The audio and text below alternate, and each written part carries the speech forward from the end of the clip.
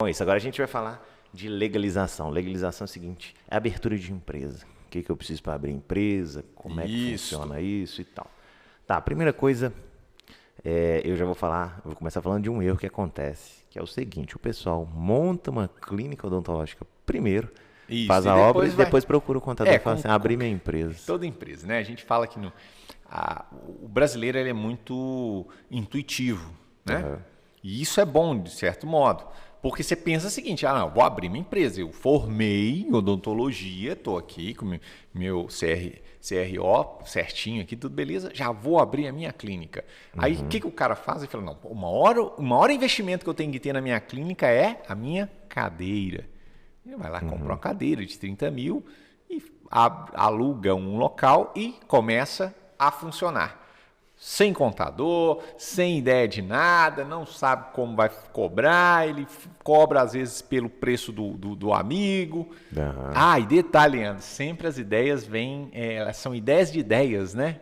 Alguém fala assim, um amigo já tem, não, monta uma clínica, eu tenho uma clínica lá, estou ganhando dinheiro e realmente deve estar ganhando, mas as pessoas vão por intuição. O Brasil é muito disso. Isso é um problema. E aí existe um negócio na prefeitura de toda a cidade chamado viabilidade. Isso mesmo. Então, assim, o primeiro passo, então, não é construir nada. Nada. Primeiro é ter um plano e depois procurar o contador. Isso. Por quê? Para fazer o quê? Para fazer a consulta de viabilidade. O que é isso?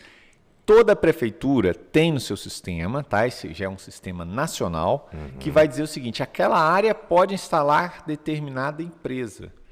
Aí muita gente fala assim, não, mas ali, gente, é um prédio, é uma galeria de lojas, de salas. Ou às vezes fala assim, não, mas ali já funcionava teve uma um clínica. dentista. Aí fala, não, tudo bem, você tem, vamos lá, 99% de chance de estar ok aquele local. Mas aí, gente, vou dar um exemplo de muitos que acontece. Quando vê o prédio não é regularizado. Isso acontece muito. Então não vai conseguir um alvará de funcionamento porque o prédio, o local, ele não está regular na prefeitura. Beleza, então o que a gente entende? Consulta de viabilidade é a prefeitura Primeira dizendo, coisa. Esta atividade pode ser funcionar aí. exercida naquele local. Entende? Então o primeiro passo, pessoal, é sempre isso. Procurar o contador e falar, vamos fazer a consulta de viabilidade, ver se a atividade pode ser permitida ali. Ou não. Ou não. Porque senão acontece, você gasta aí milhões numa obra e não pode. Ou você fecha um contrato de locação, Isso, né? bem Aluga lembrado, um local bem e lembrado. aí não pode.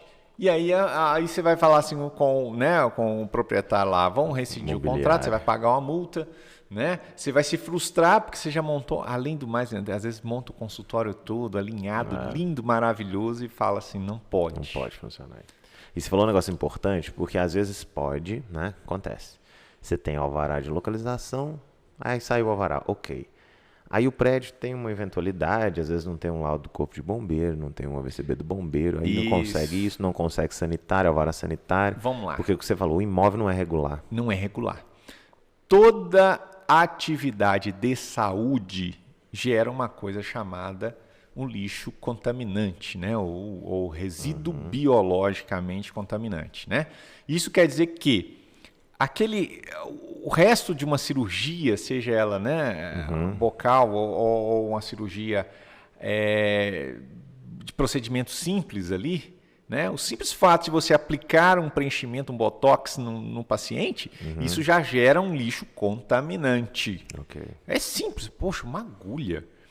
Eu posso contratar aquelas empresas que têm um PEC, né? Sei. Pode, deve, sim. Mas, lembrando, se no local onde a gente faz a consulta de atividade, por exemplo, odontologia, barrar o sanitário, porque o prédio não tem um local de destinação de lixo contaminante, né? O lixo biológico contaminante, o que vai acontecer?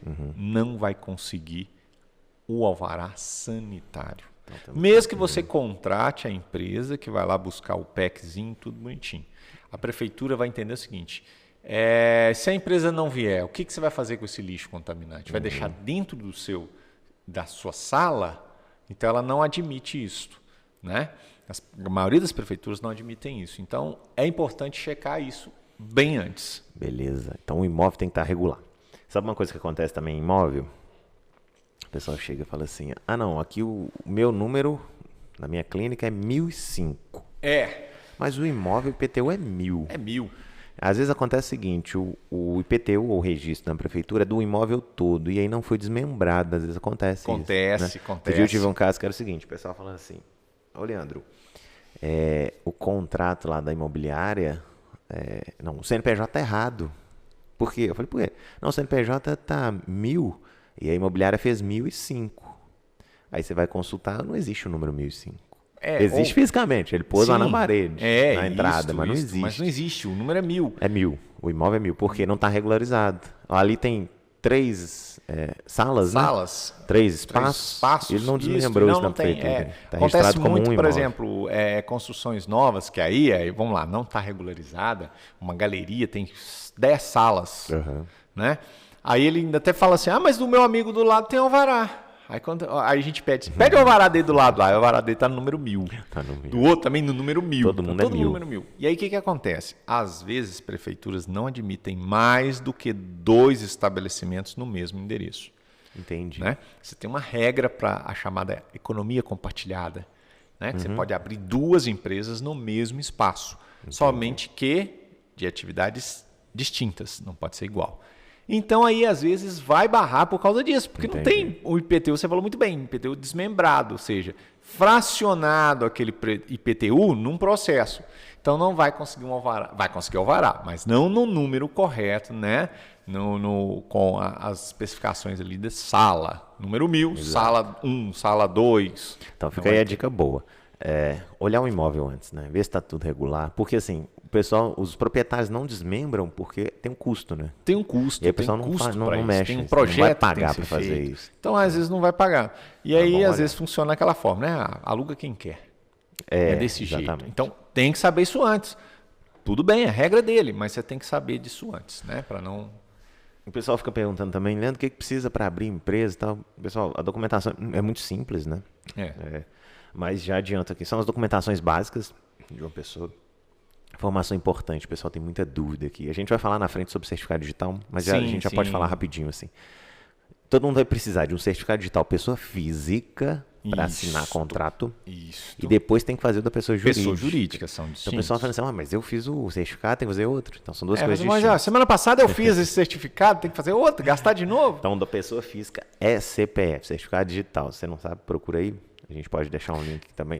Vai ter um outro vídeo que a gente vai falar. Isso, a gente vai explicar sobre isso, né? Pessoa física assina contrato social da empresa.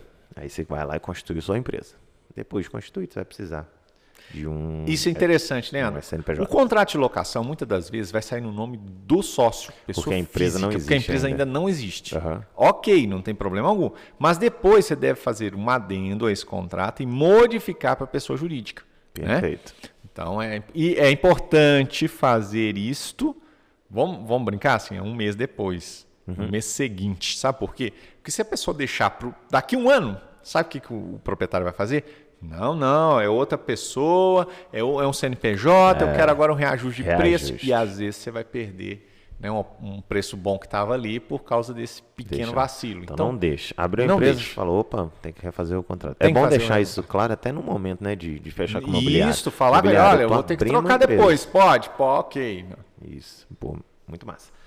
Pessoal, para abrir empresa é tranquilo, né? Procura seu contador. Se precisar da nossa ajuda, nós estamos aí também para tirar dúvida. Quero abrir com vocês, como faz? Entra lá no nosso site, entra no Abrimos Instagram, em qualquer lugar do país. Qualquer lugar do país. Né? Hoje não tem mais isso, tudo é digital. Trabalhamos para qualquer parte do país. Importante, né, Léo? Antes de abrir, a gente sempre fala do planejamento, né? Se você chegou assim, quando a pessoa chega e fala assim, aqui, eu preciso abrir a empresa mais rápido possível. Isso aí já é um erro clássico.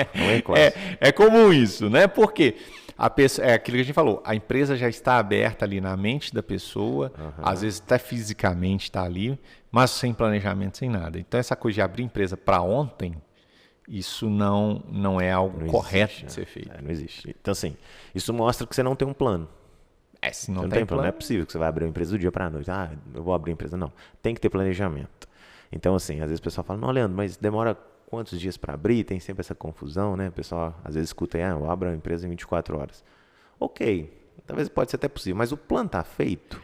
Essa empresa vai durar? Vai ter planejamento para construir Leandro, essa as empresa? pessoas às vezes assustam quando a gente fala assim, a empresa aqui é no mínimo 30 dias. dias. Aí o cara fala assim, nossa, mas o contador do lado diz que em 24 horas, em 2 dias abre. Eu falei assim, beleza.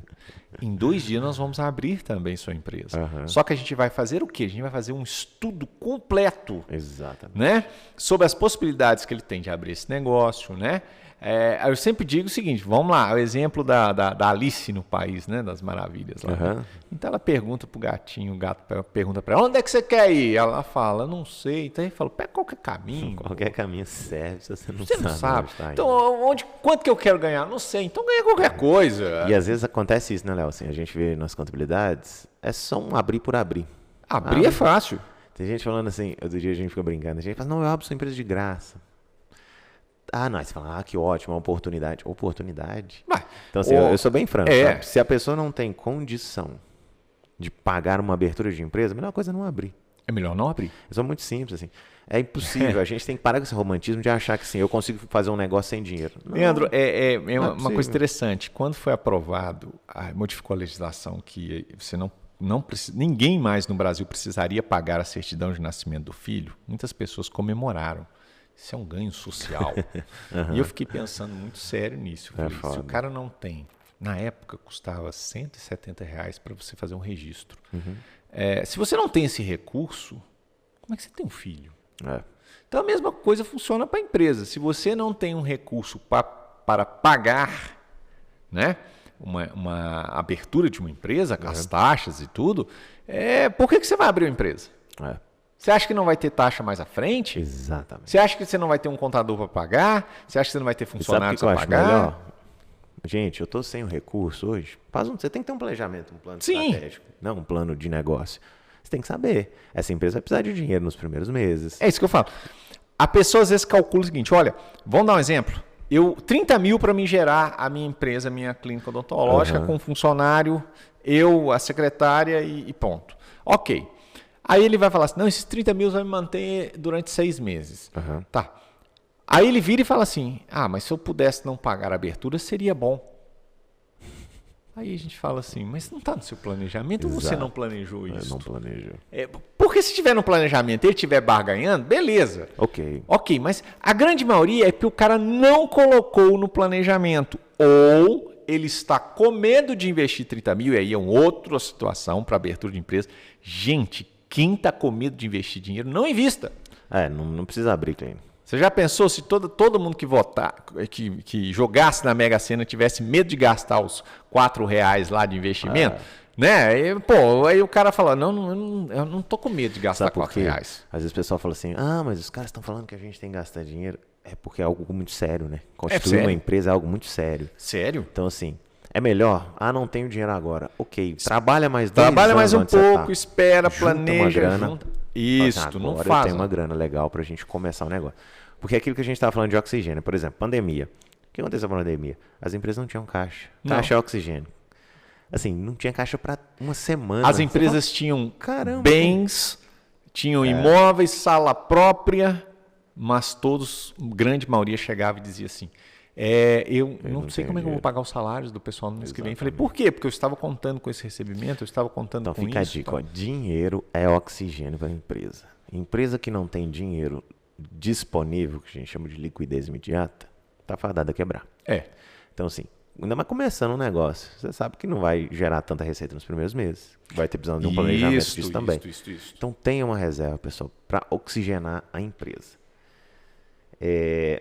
Bom, vamos falar também, porque aí, beleza, eu tenho a grana, investi certo, abri minha empresa, tudo mais. E aí começam as dúvidas das pessoas. Vamos falar um pouquinho de alvará de localização e alvará sanitário. A gente já falou aqui no comecinho, mas vamos especificar mais para as pessoas entenderem o que é primeiro um alvará. Tem gente lá que está ouvindo a gente e fala assim, cara, eu não tenho a menor ideia do que é alvará. Né? O alvará ele é um documento que ele diz que você está habilitado a exercer aquela atividade sua empresária naquele local. É permitido que você exista. Quem é que é responsável por esse documento? É a prefeitura. Então, a prefeitura está dizendo para você assim, você pode funcionar aqui. Né? Vamos dizer assim, você está recebendo a bênção da prefeitura para funcionar. Se não tiver, você não pode funcionar. Aí muitos perguntam, se eu não tiver, a prefeitura pode fechar? Pode. Ela vai fechar? Depende. Depende do fiscal. Entendi. A grande maioria chega e dá um prazo para você de 15 dias a 30 dias para você regularizar. Tá? Então, alvará a gente entende como autorização. Autorização de funcionamento. Então, esse é o alvará de localização. Localização. Alvará sanitário, aí são as questões sanitárias da clínica. Isso, né? isso. Diferente. Isso, são as regras que vão dizer que você vai poder, você já tem uma que pode funcionar. Quando você tem uma atividade ou perigosa ou insalubre, né? Ou seja, você tem um risco à vida de sua e de alguém.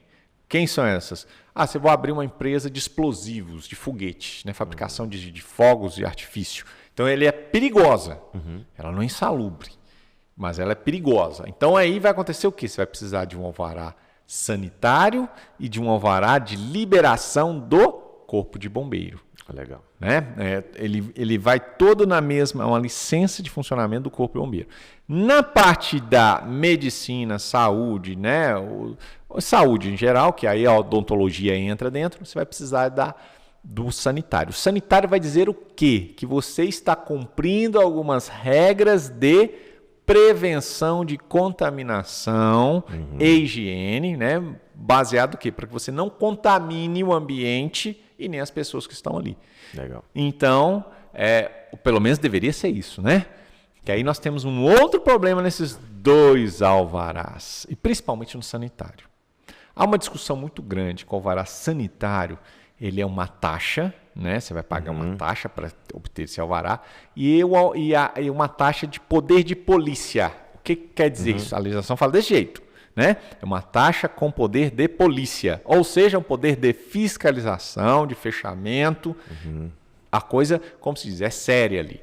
Então, o que acontece? Muitas das vezes paga-se uma taxa de alvará sanitário e o fiscal demora quase um ano para ir fazer a chamada vistoria e liberação desse alvará sanitário. Então, a gente pensa o seguinte, no nosso país, ele vai dar ali uma licença provisória, né? Vai te cobrar a taxa. E às vezes vai virar o ano, você vai pagar outra taxa. Cada ano você paga uma.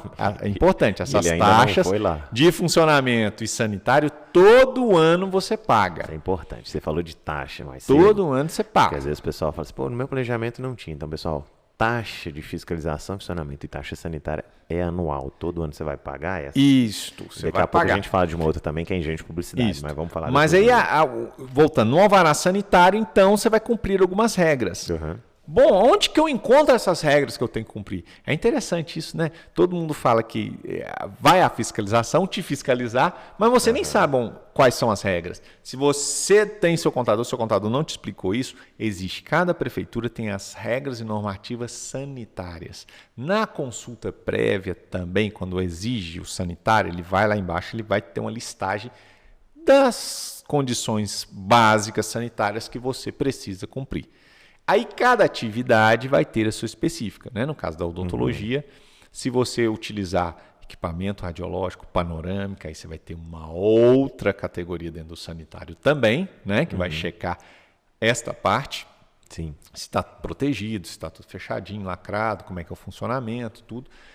Então, o sanitário, tá? Vai ser a parte, vamos resumir assim, do contaminante da empresa. Da higiene da empresa. Mas não é higiene normal não, né? Higiene normal todos fazem, não é isso, poxa. Não é limpar a sua mesa, limpar o ambiente. Então tem um alvará que está dizendo que eu tenho que limpar. Não, isso toda empresa tem que fazer. Né? Mas são específicos ali. O instrumental, ele é esterilizado aonde? Né? Ele utiliza alguma água para esterilizar, essa água é jogada aonde? Seringas descartáveis são colocadas aonde, né? A anestesia ou o botox, preenchimento, você tem controle de validade, de acondicionamento, refrigeração, tudo isso o alvará sanitário vai olhar. Beleza. E aí o cara fez tudo isso, a dentista fez tudo isso, tá lá desenvolvendo sua empresa. E claro que lá na fachada ela colocou uma placa grande, bonita, maravilhosa, para vender bastante, escrito dentista, nada de consultório odontológico, dentista, para você vender bem rápido. Isso é legal, né? Como o próprio Guilherme falava no Dentista Gestor, né? A palavra dentista é uma palavra impactante que consegue fazer conversão, né? Quando eu tô andando na rua, principalmente os dentistas que trabalham em pontos de rua, né? Já tá exposto à rua. O pessoal vem andando, na hora que bate o olho dentista, ele já entende o que é. Fica até com as meninas, dentista, sabendo sem compromisso, né? Porque esse é o poder da comunicação, né? Tá escrito dentista. Então ela não falou. Entende consultório odontológico. Não, dentista. Então você já sabe, né? E às vezes a gente fala muito, né? Aí, claro, é variado do seu público, então, mas pega muito isso, né? Porque às vezes a gente dificulta demais a comunicação pro cliente, né? A gente escreve palavras difíceis ou o cliente lê, não entende o que é direito. Então, assim, ele tem que entender rápido. Então, é dentista. Mas colocou a placa. E aí, depois de uns meses, chegou lá uma taxa chamada engenho de publicidade. Ou taxa de publicidade em algumas prefeituras, né? Mas a grande maioria é taxa de engenho de publicidade. E às vezes pode chegar também uma notificação por não cadastramento dessa placa. Entendi. Né? Então o que você faz? Abriu o consultório, mandei fazer a placa, instalou a placa, colocou a placa lá, você vai tirar uma foto e vai se fazer o cadastro. A contabilidade tem que fazer o cadastro perante a prefeitura. Importante. Porque a prefeitura não sabe se você tem placa ou não, se você vai querer usar ou não, e nem o tamanho. Vamos dar um exemplo. Na prefeitura de Belo Horizonte, o tamanho de 1 metro por 1 metro quadrado, não animada, ela não tem custo algum. Legal. Tá? Passou disso, aí ela tem uma tabela progressiva, que é iluminada, ela é inanimada ou animada, né, com movimento ou não, ele vai aumentando o preço. Tá? Entendi. Mas é importante cadastrar, porque senão você pode receber uma multa de R$ 3.275 por não estar cadastrada essa placa. Então, o que acontece? O fiscal vai passando ali e vê, opa, tem uma placa nova ali. Hoje em dia eles podem usar até o Maps do Google. O Maps do Google para saber, né? Para facilitar a vida deles. Os caras vão rolando lá e falam, opa, essa placa é nova. Tem uma placa, né? É lógico. A empresa é nova aqui. Agora, olha que interessante. Para fazer essa placa, vai depender de como ela está instalada. Se ela estiver pendurada, você fala assim, não, eu vou colocar aqui assim, ó, né? Quando passar na calçada, ela não vai estar paralela, vai estar perpendicular aqui assim. Entendi. Na eu calçada. Estou andando, eu consigo ler ela de frente. De frente. Então eu vou colocar um poste aqui e prendê-la ali. Então, esse trabalho precisa de quê? De um laudo de um engenheiro. Entendi. Então é uma coisa séria também. É uma coisa séria, porque pode despencar na cabeça de alguém. Exatamente. Você tem uma eventualidade ali com a placa, ela se desprendeu, cai, machuca alguém. Essa placa precisa desse laudo de engenheiro para que seja aprovado na prefeitura. Perfeito. Não, eu coloquei ela na fachada mesmo. Fixei na parede. Aí a gente sempre faz uma dica muito interessante. Ela vai cair. Se ela cair, ela bate alguém, bate alguma coisa. Porque se ela ameaçar de cair na cabeça de alguém, precisa de laudo. Entendi. Pô, mas precisa de laudo para saber se a bucha que eu coloquei lá na parede... Não é a bucha que você colocou. É o engenheiro dizer que a fixação dela será do tipo tal. Entendi. A prefeitura pede isso. O engenheiro vai garantir a segurança. Não, ela hoje utiliza muito um material plástico, né? Esqueci até o nome dele. ACM, né? Que às vezes já faz até a logo já nesse próprio ACM. Isso. Bom, pronto. Isso aí não precisa, né? Não vai cair, não vai correr risco de cair ninguém, machucar ninguém. Então, isso é muito importante. Cadastrar a placa para depois chegar a taxa de engenho de publicidade e não chegar a multa. Legal. Bom, então o cara fez tudo. A placa está ali, a dentista já está operando sua empresa. Mas antes, um pouquinho na hora de constituir essa empresa, o pessoal sempre fica assim, o que eu faço? É sociedade? É Eireli? É unipessoal? Então, assim, hoje a gente tem a figura do unipessoal. O Eireli está entrando em extinção, se já não extinto, né? Se já não extinto. Antigamente tinha muito isso, né, Léo? O pessoal pensa assim, até hoje tem essa cultura. Para abrir uma empresa eu preciso ter sócio, né? Isso é uma verdade ou uma mentira? Como é que posso funciona? Posso pôr minha esposa? Posso pôr minha mãe? Antigamente existia isso. Como é que era regrado isso? Primeiro, toda sociedade de prestadora de serviço não se registrava na junta comercial. Olha aí. Se registrava apenas no cartório de registro das pessoas jurídicas. né? Então, no cartório, não na junta comercial. A junta comercial, como o próprio nome, né, já diz, junta comercial, era somente de empresários, de comerciantes. Então, loja de calçado, padaria, lanchonete, né, loja de roupa, tudo isso era registrado aonde? Na junta comercial.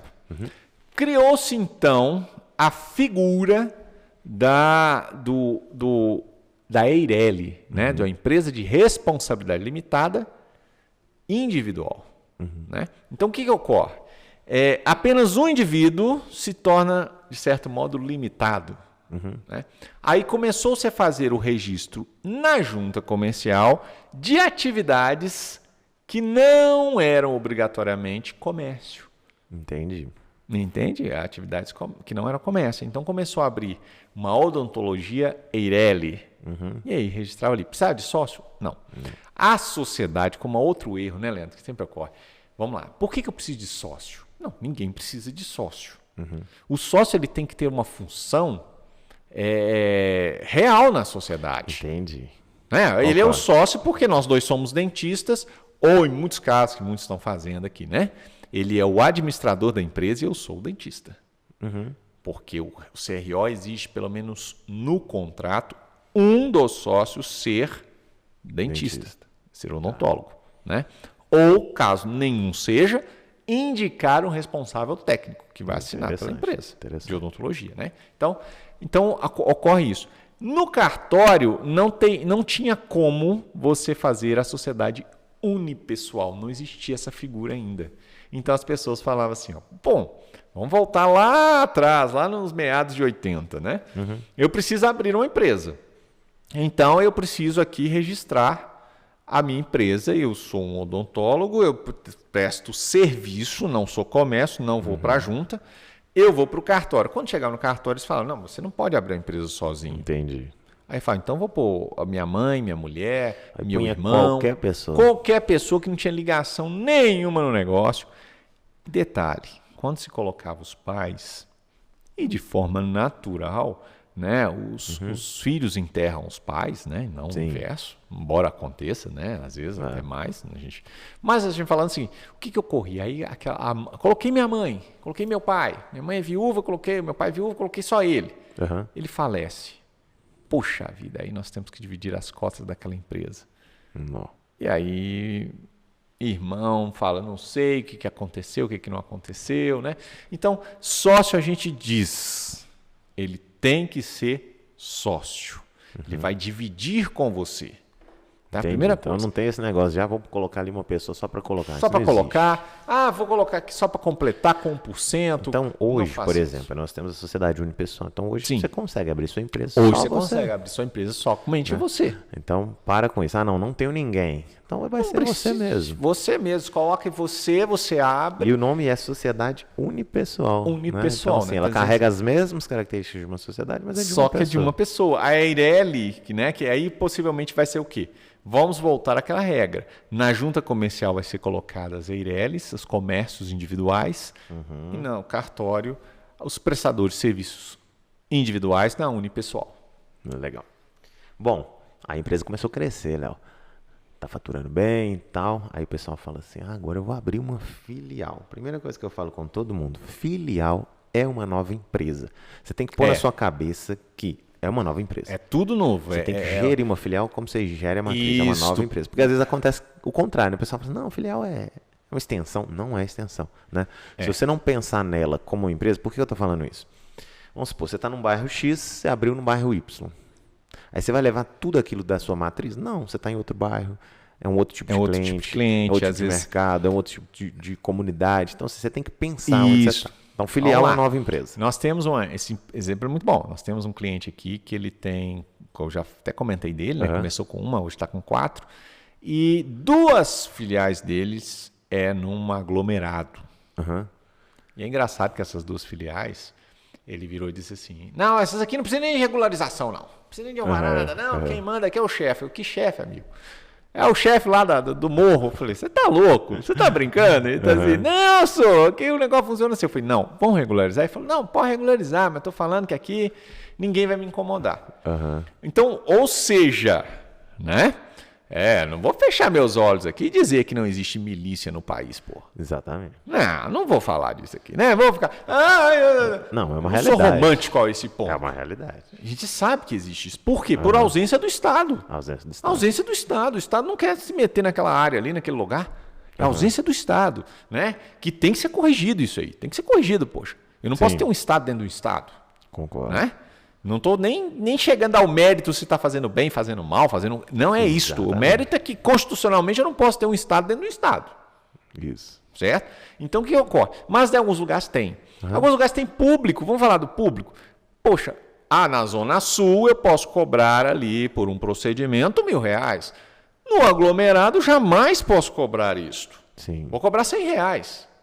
Né? Gente, não é feio falar que você vai cobrar mais de uma classe melhor. Isso não é feio, isso não é errado, não.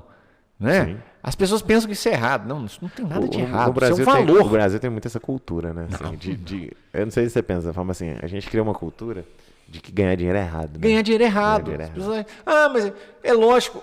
E não vou... É cultura, Leandro. Né? É nicho de mercado. O tratamento para uma classe X, não vou falar nem A, nem B, nem C, X, às vezes é diferente do tratamento de uma classe Y. Não, tudo muda. A abordagem muda, o conteúdo muda.